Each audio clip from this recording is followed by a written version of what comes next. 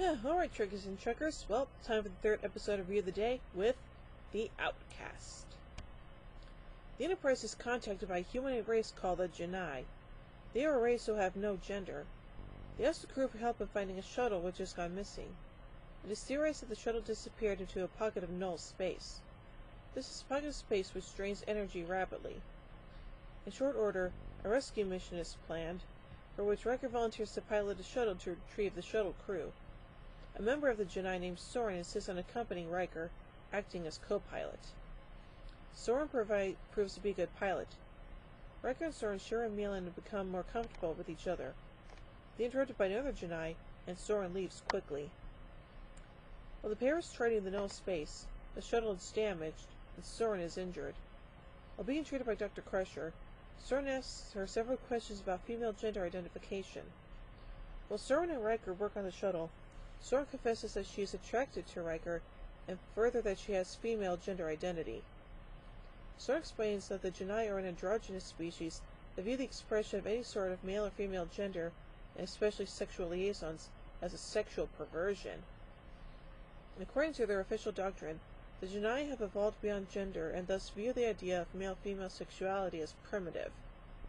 Those among the Janai who view themselves as possessing gender are ridiculed, outcast, and forced to undergo psychotectic therapy, a form of therapy meant to remediate gender specificity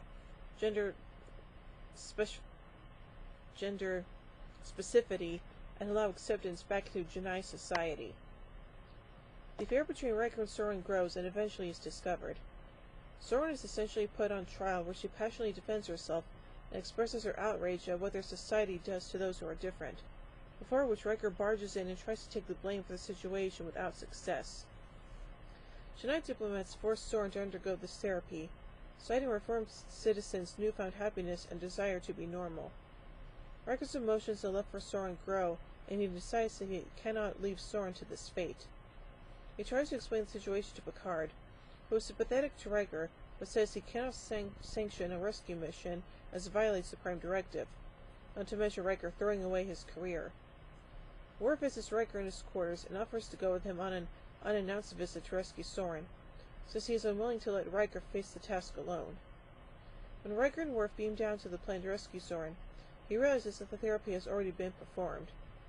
Soren refuses to go with him, claiming that she is now happy and was sick during her affair with Riker.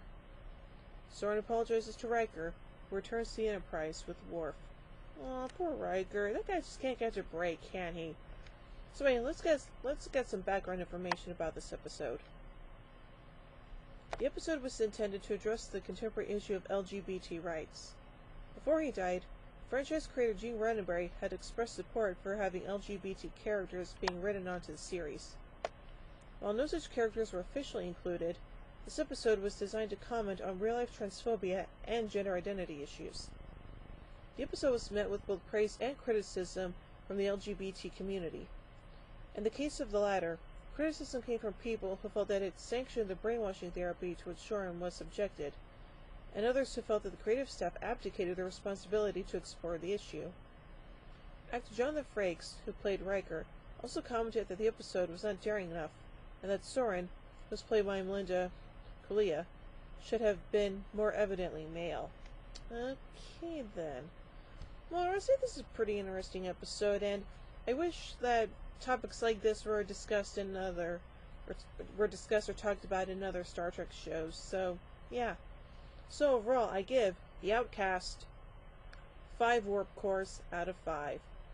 Well, join me soon for the penultimate episode of Review of the Day with Cause and Effect. So, until then, live long and prosper, everybody.